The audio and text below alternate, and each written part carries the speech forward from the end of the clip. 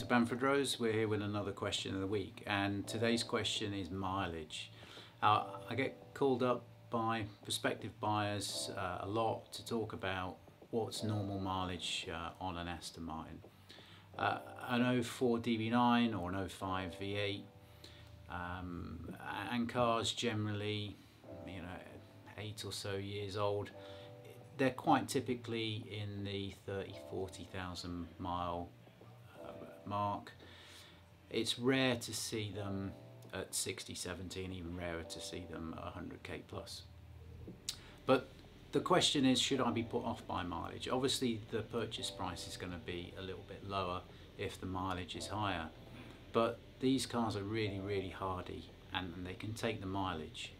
So just because the odometer has reached a certain figure, it doesn't mean that the car is compromised. The engine, if serviced and is within good state of repair, will just keep going and going and going.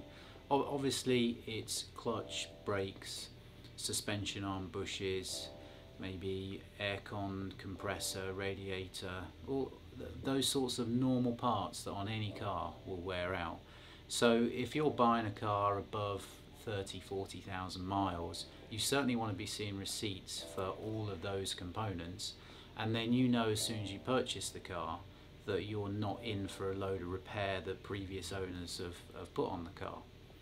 So one thing to protect yourself would be checking for receipts of all of those components. The next is to get a really thorough pre-purchase inspection done on buying the car, and whether that comes from a bigger car dealership, a private sale on the drive, somehow you need to organise a pre-purchase inspection, because that is going to iron out any faults and then give you some data to make a decision on about buying the car at the right price, considering its wear and tear and some spend in a workshop it might need.